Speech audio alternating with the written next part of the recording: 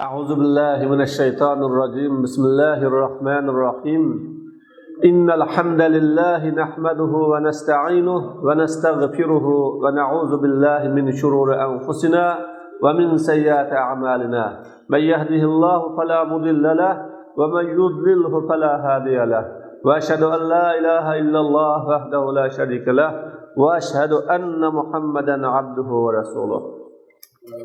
Assalamu alaykum va rahmatulloh va barakatuh. Hurmatli saboqdoshlar.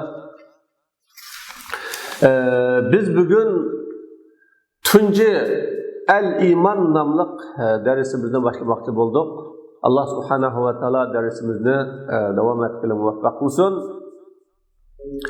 Kitobimizni boshlashdan burun mushu kitobni yozgan va kitobni bizning qo'limizga yetib kelishiga sababchi bo'lgan ulug' ustozimiz doktor Abdulmajid Zindoniy hafizahulloh bilan bir tanishib o'taylik. Abdulmajid Zindoniy asli yamanlik, ham siyosiyon, ham ilmiy jihatdan mukammal yetishib chiqqan bir diniy ulamo. Asli yamanlik bir kishi. Bu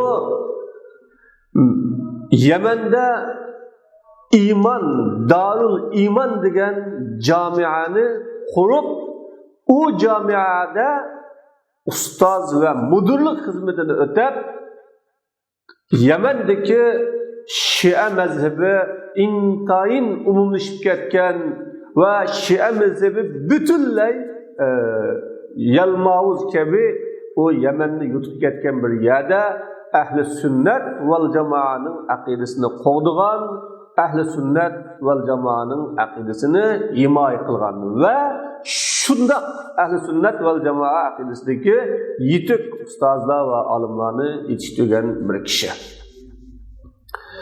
Bu Mekke Mükerreme'ye berip Kur'an Mekke Mükerreme'ye berip halkaralık Kur'an hadisdeki mucizelerni tadqiq qilish komitetining kurup bununla reislik qilgan.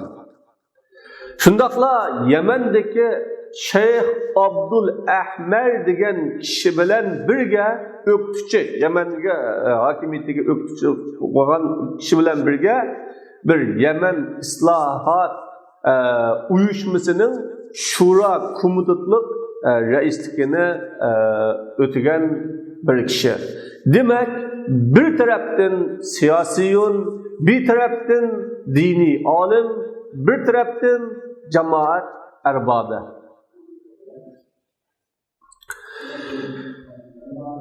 Bu kişi 1942 yılı Yemen Arap Cumhuriyeti'nin İp ülkesi deydiğen bir ülkenin Aden nahiyasının Huzeybi degan bir kentisinde dünya kelgen kişi bu. Kichigidin başlap dadısının yetaklaşıda dini terbiye algan, özünün yurtida dini terbiye algan. Kin Aden degan yerga köçep kelip şu yerde sistemlik bo'lgan maktablarda ilim algan ve okugan. Bu kişinin dadısı yaxşı bir ölüme kişi bo'lganlik uchun özünün ballarını terbiyeleş ve yetekleşte naiti çoğ arzuları ve ümitleri var idi. Şu çoğ arzu ümitleri var idi. Bu kişi özünün ballarını terbiyeleş ve yetekleş hizmetine Allah'ı köngül bilgen ve onun da tirişkan bir kişiydi. Ve Abdulmajid Zindoniy keyinçe özünün o'qishini davomlashtirish için Mısır Arap Cumhuriyeti'ne berip o yerde Azhar'ın durgerlik fakültetida 2 yıl durgerlik sahasida bilim olgan. Bu kichigidin başlap şer'i bilimlerge qiziqadigan, şer'i bilimlerini elishqa qattiq hirismen bo'lganligi uchun 2 yillik doğrugerlik ilmiden kin yani Mısır Azhar'da şer'i bilimlerini okuş ve onu davamlaştırışka kızıqqan ve tirişkan. Bu kişi qattiq tirishchanlik neticesinde Azhar'daki katta ulamalar bilan ve onun etrafındaki katta doktor ustazlar bilan yakın aloqa munosabatlarni bağlagan ve ular bilan o'rnatgan. Hatta shularning qatoridan bir kishiga aylangan. Keyincha Mısırda yaşaş orqali Mısırdaki ixvallarning ta'siriga uchrab, shu ixvallarning diniy xizmatga intayin ahamiyat beradigan, diniy sadoqati intayin mustahkam bo'lganligi sababli bu odam ular bilan yaqin munosabatda bo'lish bilan turmuga kirgan. Yerdan chiqib Misr Cumhuriyeti uni yurtiga qaytarayotgan, Azhardagi o'qishi davomlashmay qolib qolgan.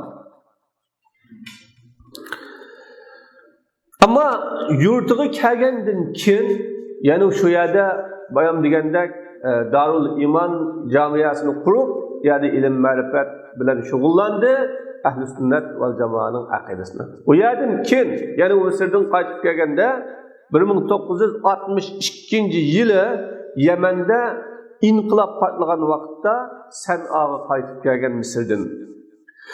Bu o'zining şu Mısır'dan qaytgan chog'ida Ustoz Zübeyri deydigan bir kishi bordi. Bu kishi bilan bir umr birga turib, şu kishininki bilan birga bir safda Yemenninki diniy islohoti va diniy taraqqiyoti uchun kuch chiqargan, yashagan. Onundan keyin Ma'arif Ministerliğinde xizmat qilgan, qo'shimcha kitob yozish ham ratlash bilan shug'ullangan Misrda turib, Yemen'de turib. Ondan keyin Misrdagi ba'zi bir ahvollar sababli Saudiya Arabistonga borib, Saudiya Arabistonda eng katta mashhur ulamalar Shayx Bin Baz, Shayx Usaymin qatorliq katta ulamalar bilan hamsuhbat bo'lish, ular bilan kecha-kechalab mungdushish va ularning maktab dars xonalariga berish va u yerda leksiya so'zlashdan iborat shunday bir fursatlarga erishgan. U yerda hatto bayam degandek xalqaro Qur'on hadisdagi mo'jizalarni ilmiy tadqiqot qilish organlarini qurgan va uningga reis xizmatini o'tagan. Bu kishi bu Yemen'de turush, Saudiyada turush jarayonida mayli meditsina, mayli biyologiya, ximiya, her qaysi sohalarda yetishib, ilim jihatda o sohalarga cho'nqur cho'kib, hatto xalqaro muhoziralar, ya'ni insonninki turalmi ilmi, coğrafya ilmi, ximiya, osmon cisimleri meditsina ilmi, tibobat, türlük ilimlerde münazirleşken. Yani dinsizlarga qarta münazir etberish ve şular bilan nima qilish xizmatlarini o'tagan. Mana shundoq bir yetishgan, her sohada pishqan, mayli dinsizlar bilan mücadele, ilmi mücadele qilish sohasi bo'lsin, mayli ular bilan qurolliq mücadele qilish bo'lsin, mayli diniy xizmatda kitob yozish orqali bo'lsin, mayli boshqa ulamalar bilan suhbatlashish bo'lsin, hamma sohaga cho'kkan va o sohani yaxshi yuritgan ve bugungi kundagi Ahli Sünnet ve Cemaat'ning aqidasini eng sog'lom bir shaklda qo'g'digan ve onu himoya qilgan bir ustozning kitobi oldida turib turibmiz. Demek bu kitap ahamiyatda, önümde en ahamiyatli, en önümlü bir iman kitabı, akide kitabı, Ahli Sünnet ve Cemaat yo'lini himoya qiladigan bir kitob. Shuning uchun bu kitobga alohida ahamiyat berishimiz va diqqat qilishimiz kerak. Haqiqatan go'zal maqtash va madhilash Allohga xos. Biz Allohni maqtaymiz, madhilaymiz. U Alloh subhanahu va taolodan yordam talab qilamiz. U Allohdan gunohlarimizning kechirim bo'lishini va kechirim qilishini so'raymiz. Alloh taolodan bizni to'g'ri yo'lga boshlashiga, haq yo'lga yetaklashiga, nijotlik yo'lini ko'z qo'yishini Allohdan tilaymiz. Alloh taolo bilan nafsimizning yomonliklaridan, amallarimizning xato, shariatga muxolif zidlaridan panoh tilaymiz. Qanday bir kishini Alloh subhanahu va taolo to'g'ri yo'lga yetaklasa, haq yo'lga boshlasa, u kishini ozdiruvchi yo'q. Qanday bir kishini Alloh ozdiradi ekan, u kishini to'g'ri yo'lga yetaklaguchi yo'q. Hamda Alloh subhanahu va taolo to'g'ri yo'lga boshlagan kishini ozdirguchi yo'q. Bir inson haqqa yuzlanibdi, haqni izlabdi, haqni tepish uchun tirishibdi va yetaklangan haqni chin tutgan bo'lsa, unda kishini hech kim ozdirmaydi. Alloh unga nur beradi, hidoyat beradi. Ammo Alloh taolo ozdirgan, ya'ni inson Alloh taolo ko'rsatgan haq yo'lni yaxshi ko'rmagan, haq yo'lga qalbida moyil bo'lmagan, haq yo'lni izlamagan va haq yo'l ining oldiga kelsa ham o haq yo'lni chin tutmagan, balkim yuz o'rgan, takabburlik qilgan, haqdan qochgan, haqni yomon ko'rgan bo'lsa, bunday odam Alloh taolaning ozdirishidan iborat jazoga uchraydi. Shunga Alloh unda o'zining qilmishi, atmishi bilan ozdirishga loyiq bo'lib, ozdirgan kishini to'g'ri yo'lga boshlovchi yo'q. Men Allohdan boshqa bo'ysunishga, qul bo'lishga haqli bir kishi yo'q deb guvohlik beraman. O Alloh yagona, sherik yo'q. Muhammad alayhissalom Alloh taolaning ulug' bandisi va ulug' elchisi deb guvohlik beraman. Maqsadga kelsak, haqiqatan insonning ustidagi tunji majburiyat, insonning birinchi majburiyati o inson Alloh subhanahu va taoloni ilm yo'li orqali tunish. Bu insonning birinchi majburiyati. İnsanning ustidagi eng oldi bilan ado qilishga tegishlik bu majburiyat. Alloh taolo ta'lam annahu la ilaha illalloh deb her bir insonga la ilaha illalloh kalimasini bilishga buyruq qildi.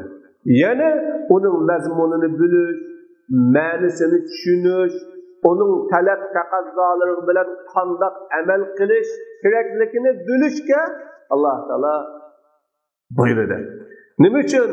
Chunki insonning dunyoga kelishda, dunyoda yashashda va dunyodagi barcha narsa bilan bog'lanishlikda va insonning har bir tiniqidan boshlab qadamigachilik, qalblarining so'qishigachilik, qon tomirlarining aylanishigachilik, ona shundoq sistemini qo'llashtirgan bir yaratuvchining borligi e'tirof qilingan va dalil pokit talab qilmaydigan bir haqiqat. Shuning uchun bu haqiqatning va bu haqiqatning egasiga insonning hurmat bildirishi, uni tunishi, tushunishi va uning haqqini ado qilishi bu insonning ustidagi birinchi majburiyati. Va o'zining Rabbiningki payg'ambarini tunishi va u payg'ambarning payg'ambarligining rostligini tunishi ilm yo'li orqali ishoncha ato qiladigan, ishonch bag'ishlaydigan ilm yo'li orqali tunishi bu insonning majburiyati. Hamda Alloh taoloni tunigandan keyin inson payg'ambarni tunishi kerak. Chunki Allohni tunish uchun payg'ambarni tunish to'g'ri keladi. Alloh taolo bizga o'zini tunishning yo'lini payg'ambarning yo'li orqali tunishga, payg'ambarning manhaji orqali tunishga va payg'ambarning tunitishi bilan tunishga bizni buyurgan. Shunga payg'ambarni tunish. Peygamberni tunuşulan hem olmaydı. Muhammed Aleyhisselam'ı, Muhammed Aleyhisselam peygamberken, Muhammed Aleyhisselam da bir peygamber belken dep başlayan olmaydı. Onun rast peygamberlikini ilim yolu arkalık buluş gerek. Yani onun da bir ilim buluş gerek. Allah Teala "Efemen ya'lemu annema unzile ileyke min rabbikel hak kemen huve a'ma innema yetezekkeru ulul albab." Sizge Rabbimiz tarafından düşürülgen bu Kur'an'ın, vahiyinin, dinnin haklıkını bilgen kişi onundan kör kalan, kargı kalan, yani o dinni bilmegen, dinni düşenmegen, haklı tunumugan adamga okşaş bulamdı. Dep Allah Teala bayan kıldı. Mana bu şeyde ilimni işletti. Bilgen kişi dedi. Tunugan kişi emas, sözlügen kişi emas, ağlagan kişi emas, bilgen kişi. Fakat akıl ilgileri nasihat kalıdı. Dep Allah Teala bayan kıldı. Ve özünün bu dünyaya yaratılıştaki hikmetini bilişi insanın birinci mecburiyeti. Nemişki yaratıldı, nemişki yaşayımız, yani nemişki kelimiz, dünyaya dikadım baka kegen, yaşıgan, ketken, nereden geldin, nereye getivatsa, nemişki geldin, nemişki makçı, kime geldi, kim epketido, diyen sualını düşenmi, bu yaşaş, bu hayvanlığın bir tasdik. Şu özünün bu dünyadaki yaratılışının hikmetini bilişi ve özü ininde ketavatkan bir akıbet var. Her bir kademi, her bir nefsi bilen, her bir kişisi bilen ketavatkan bir akıbet var. Bu akıbetini bilişi ve özünün Rabbinin dinini bilişi. Ki o insan o dinga erişike buyurgandır. Şu buyurgan dinini bilişi insanın ki birinci mecburiyeti. Tamam arkadaşlar.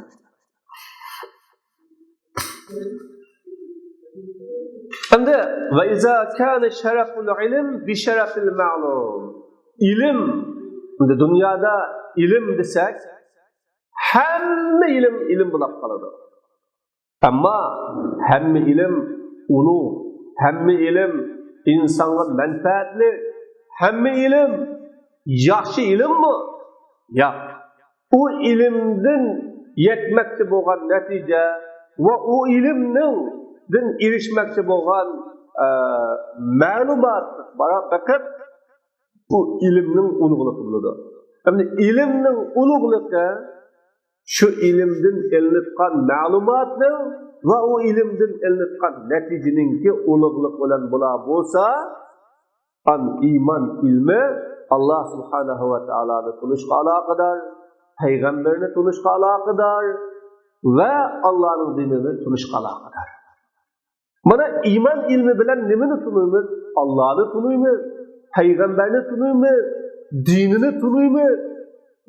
İman ilmisinin timisi o halkımakta boğan, o yurtbemekte boğan, o içbemekte boğan mesele Allah, Peygamber, din ve onun bilen insan yetmekte boğana hem Allah, Peygamber, din. Şunun için ilimnin ulug'ligi ilimden elinetgan ma'lumot ve onun neticesi bilen bo'la bo'lsa, iman ilmi Allah'a tunuş ve Peygamberini tunuş ve dinini tunuş alaqadar.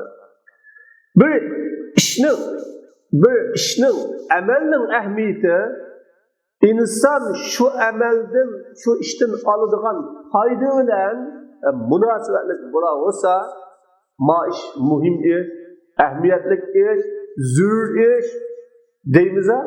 Endi şu ish nimishqa zurur, nimishqa muhim, nimishqa ahmiyatli degan chog'da şu ishdan oladigan foyda bor edi. Cho'ng kichik va o foydaning yoki bizga bir vaqt aloqadarlik va yo aloqadarsizlik va mushuning bilan uning ahamiyat va ahamiyatsizligi oshkor bo'ladi. Chunki qachon bir ishning ahamiyati şu ishdan inson oladigan foyda bilan munosabatli bo'lsa, xuddiki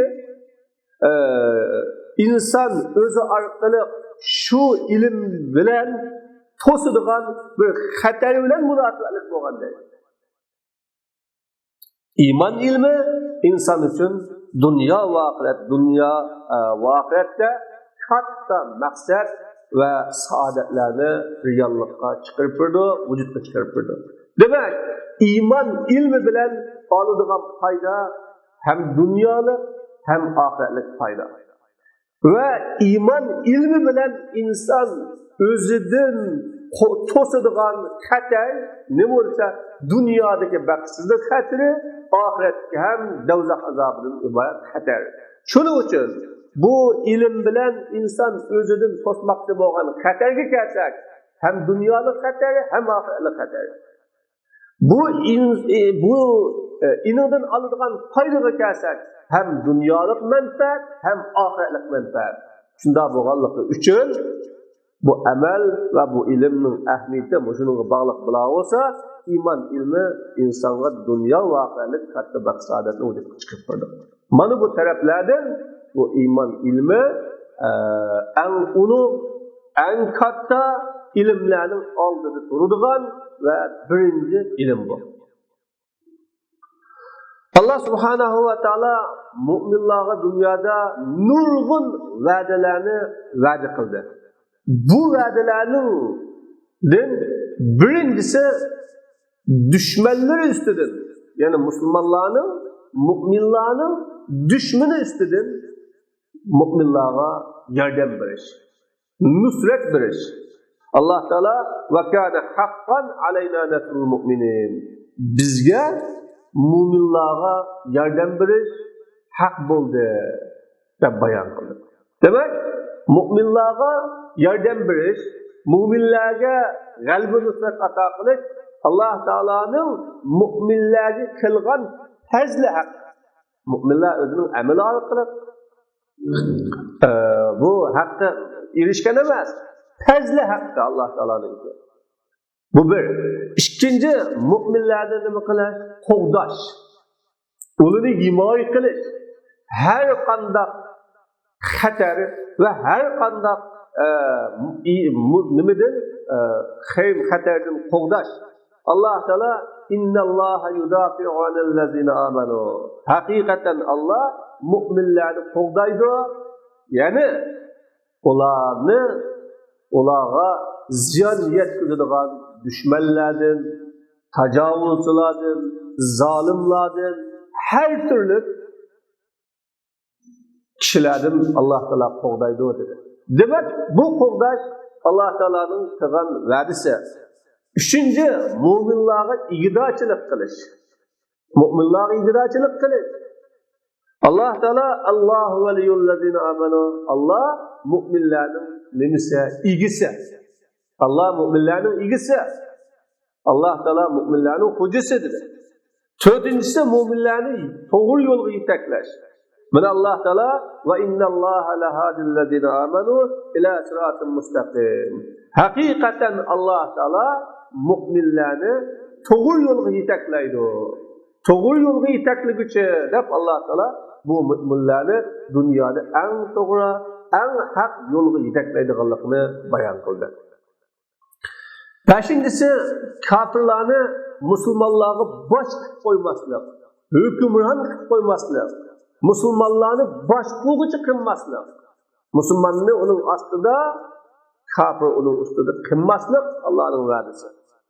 وَلَنْ يَجْعَلَ اللّٰهُ لِلْكَافِرِينَ عَلَى الْمُؤْمِنِينَ سَبِيلًا. Allah Teala kafirlar için mu'minlar üstüne yol qilmaydi, mu'minlarni boshqaradigan, mu'minlarni idora qiladigan, mu'minlarni kontrol qiladigan bu yo'lni qilmaydi deb Allah Teala va'da qildi.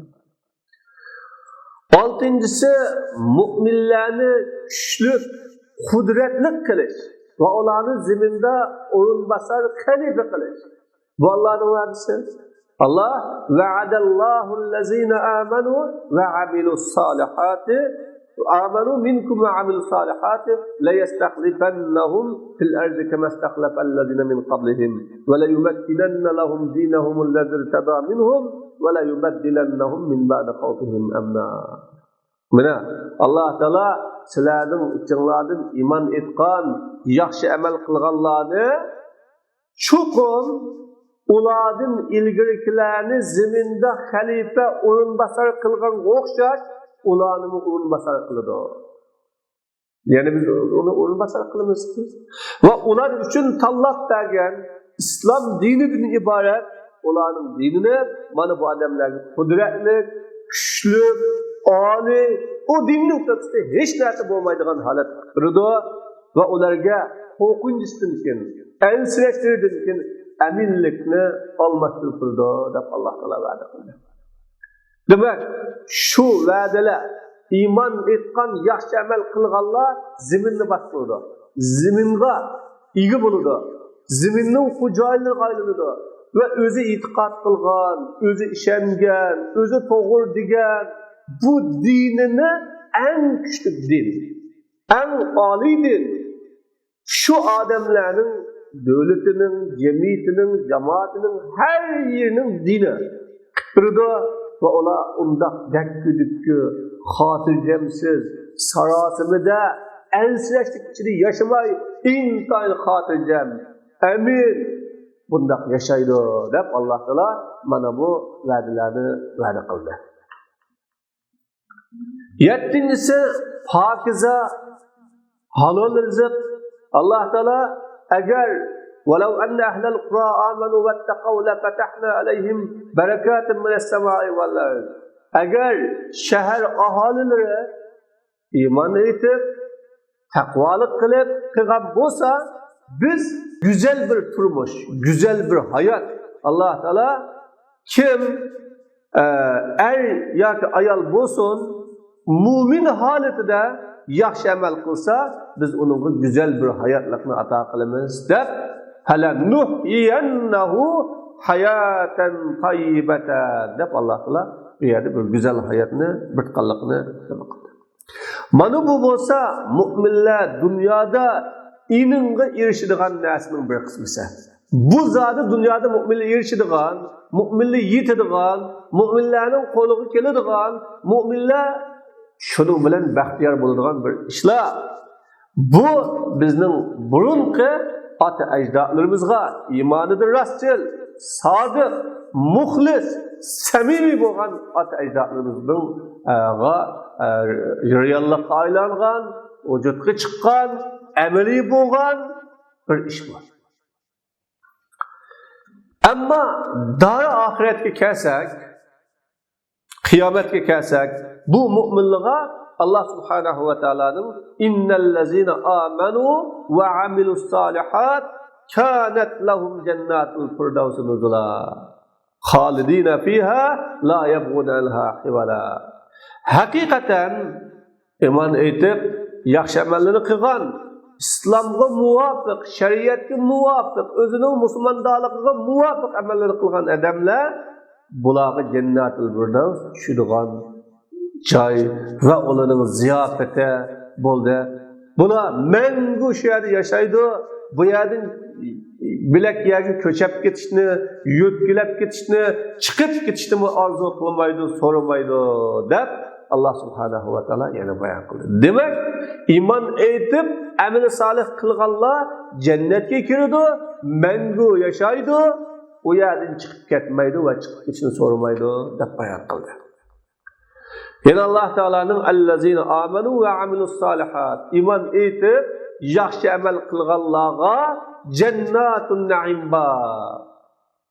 Bular bu yerda mangu yashaydi. Va'dallohi haqqo, bu Alloh taolaning haqiqiy va'dasi bu. Va'dallohu va'dan degan bunda bu Alloh taolo bu va'dani va'da qildi. Bu Alloh taolo g'olib va hikmatli deb bayon qildi. Demak, mana musulmonlar Allah subhanahu wa ta'ala iymondan iborat bu ulug' narsaga dunyodagi barcha insonlar orzu qiladigan izzat bo'lamdi, barakatli rizq bo'lamdi, yaxshi hayot bo'lamdi, qudratli bosh ko'tarish bo'lamdi, g'albi nusrat bo'lamdi, dushmanlardan keladigan xatarlarni qo'g'dash bo'lamdi, yordam qilish bo'lamdi. Alloh taolo bu dunyoda bu tarafni va'da qilgan bo'lsa, oxiratda shu iymonning o'ziga jannatni, go'zal bog'chalarni va'da qildi. Buni va'da qildi. Demek bu imanın iki putuqı bulup, bu putakның bir putuqı dünyaya, yeni bir putuqı ahiretke bağlangan. Dünyadaki putaklarga Allah Teala güzel va'dalarini, yeni yuqoridagi 9 xil va'dalarni va'da qilgan bo'lsa, yeni bir putuqiga Allah Teala qiyomat kunidagi jannatni va'da qilgan. Ammo bugun musulmonlar bu dunyoda Allah Teala qilgan va'daga amalga oshaladimi, erishadimi? Allah Teala qilgan va'daning ahliga aylana oladimi? Allah Teala qilgan va'daga muyassar bo'la oladimi? Allah Teala qilgan va'da ularning amaliy hayotida reallikka chiqimmi-to, yo chiqmammi-to desa, biz bunu o'ylab qo'yadigan bo'lsak, chiqmaganligini ko'ramiz. Demak, chiqmadi. Bu nimadan darak beradi? Nimani o'qtirib beradi? Anda bo'lganda ma dunyodagi chiqmasin, ma dunyodagi o mayli oxiratdagi chiqami? Yo'q. Bu chunki bir daraxtning ikki g'oni bo'lsa, uning birisi qurgan bo'lsa, yana birisi uning quridiganligining darak beradi. Va man yata'ammal ahwal al-muslimin al-yawm. Endi bugun qanday bir kishi musulmonlarning ahvolini o'ylansa, buning bir fikr qilib baqsa, bu kishi Alloh taolaning mu'minlarga qilgan va'dasining, va dunyoda qilgan va'dasining o mu'minlarga amalga oshmaganligini, mu'minlar uchun reallikka chiqmaganligini bu odam bayqaydi. Bu odam bayqaydi. Bu nimani uqtirib turdi desa, bu ularning iymonining ojiz ekanligini uqtirib turdi bu. Yoki ular imanning nurg'un sifatlarini yo'qotganlar. Ma'lum bir qismiga, namoziga, yo zakatiga, yo hajjiga, yoki bolalarni o'qitishga, yoki bir kitob yozib qo'yishga, yo tarjima qilib qo'yishga, yoki ma'lum bir qismiga esilib imanning nurg'un sifatlarini yo'qotgan, yoki uning ko'pinchisini yo'qotgan ishkalligiga dalolat qiladi va shuni o'qtiradi. Shu sababdan o mu'minlarning hayoti dunyosida Allah Teala mu'minlarga va'da qilgan nusrat, ig'dochilik, qo'g'dash, hidoyat qilish, o'rinbosar qilish, qudratli qilish, kofirlarni bosh qilmaslik, go'zal rizq, izzat, yaxshi hayotdan iborat mana bu narsalardan bo'ldi desa, o mu'minlarning qo'ldan ketdi. O mu'minlar uning erishamidi, g'oyib bo'ldi, yo'q bo'ldi. Endi kim o'zining mushu holiga davomlashaversa, shunda ketaversa, u kishi Alloh taolo mu'minlarga oxiratda tayyorlagan narsadan ziyon tortdi. Xuddi o dunyoda ziyon tortgandek. Balkim o adam o'zini jahannamning o'tiga tashlash bilan ziyon tashlaydi. Balki o'zini ziyonga tashlaydi, jahannamning o'tiga tashlashlik. Hali bu shunday bo'laversa. Chunki bu iymonning dunyolik tarafi ko'rinmadi.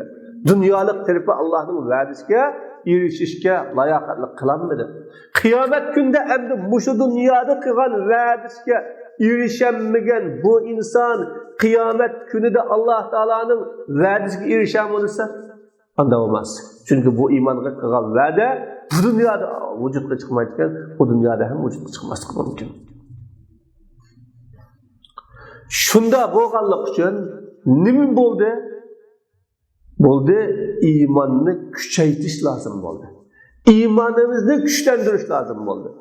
İmanimizni mustahkamlash, chingitish, iymonni yig'lash lozim bo'ldi bu yerda. Axlat bo'lmay,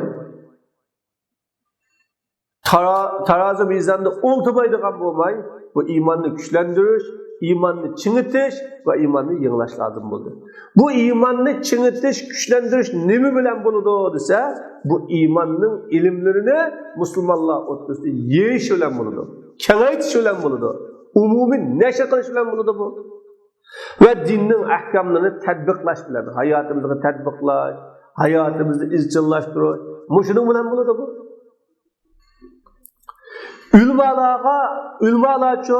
Ulamalarga bu mecburiyetni ado qilishga oldirash, tirishish öz mas'uliyatini üstüge elish lazım bu yerde.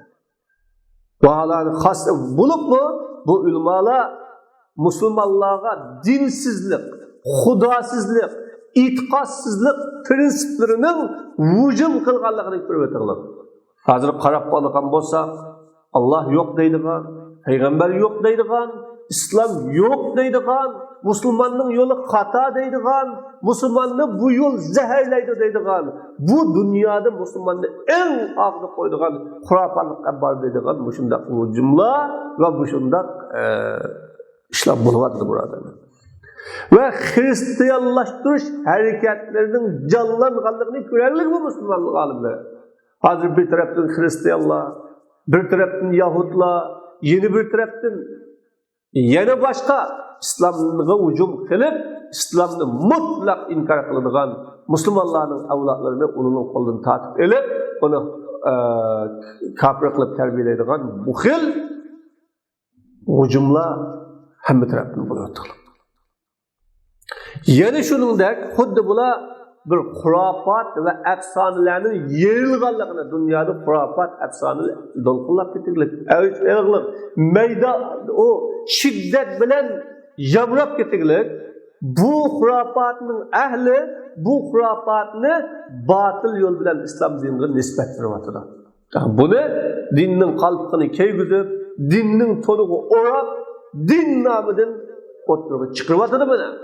Şunda boğanlık için ulamalar bir taraftan bunu katlık ciddi karışı, ehemmiyet birişi ve bu mesuliyetini götürüşü lazım. Bu biz Müslümanların aldığını koygan dini mecburiyetlerini ügütüş bir yürüyüş kitaplarının içindeki biz koygan bir kitap bu. İman kitabı bu. Allah subhanahu ve ta'ala'nın bu kitabını özünün rızalık için halis kılışını ve onun bilen Müslümanlara menfaat yetkilişini sorayımız. Biz her kandak özünün dinini suyduğun, dini için gayreti var, dinini küllaydıgan kişilerden özünün Hristiyanlığını, bu dinini ügütüş, ahlige, kolun koşnuğa ve başka Müslümanlara ügütüş için küçüğünü çıkışını biz bulurduğunu arzu kılımız. Allah tevfik bağıcı ahirette duayımız elhamdülillahi rabbil alemin. Dersimizin ahirinde Allah devamlaştırmasını kılsın ve ahiru da'vana elhamdülillahi rabbil alemin.